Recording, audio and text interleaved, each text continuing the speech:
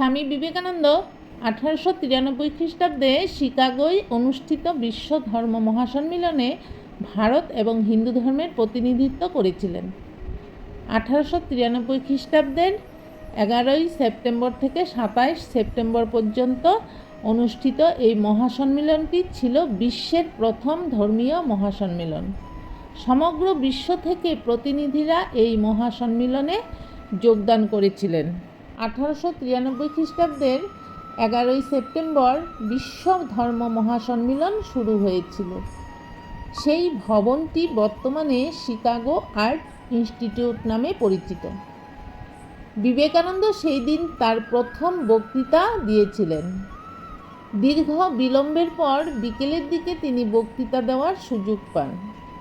প্রাথমিকভাবে বিচলিত হলেও পরবর্তীতে হিন্দু ধর্মের বিদ্যাদেবী সরস্বতীকে প্রণাম করে তিনি অনুভব করেছিলেন যে তার শরীরে নূতন শক্তির উদ্ভব হয়েছে। তিনি অনুভব করেছিলেন যে কেউ বা অন্য কিছু তার দেহে অবস্থান করেছে। ভারতের আত্মা, ঋষিদের প্রতিধ্বনি আর রামকৃষ্ণের কণ্ঠ। তারপর স্বামীজির বক্তব্যের শুরুতেই স্বামীজি বলে উঠলেন, হে আমার আমেরিকান ভাই ও বোনেরা, তোমরা আমাকে যে ভালোবাসা দিয়ে স্বাগত জানিয়েছ তা আমার হৃদয় পূর্ণ করে দিয়েছে। বিশ্বের প্রাচীনতম সাধু সংস্কৃতি ও সর্বধর্মের জননীর তরফ থেকে আমি তোমাদের ধন্যবাদ জানাচ্ছি। হিন্দুদের সকল জাতি ও সম্প্রদায়ের তরফ থেকে আমার কৃতজ্ঞতা প্রকাশ করছি।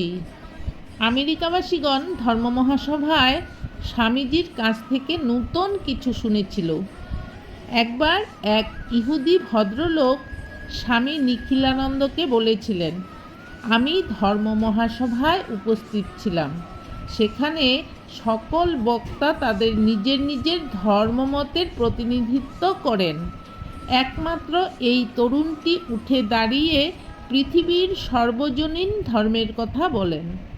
অন্য ধর্মের প্রতিনিধিরা যেন একতারা বাজিয়েছিল আর একটি তারের সুর, আর স্বামীজি বাজিয়েছিলেন অনেক তারের সমৃদ্ধ বীণা। তিনি এক নূতন সুর সৃষ্টি করলেন আর সৃষ্টি করলেন নানা ধরনের রাগ আর রাগিনী। অন্য বক্তাদের সঙ্গে এখানেই স্বামীজির পার্থক্য। কেউ একজন প্রশ্ন করেছিল, আপনি কি তখন কোনো জাদু করেছিলেন? স্বামীজি বলল, না, আমি বাল্যকাল থেকেই খুব পবিত্র।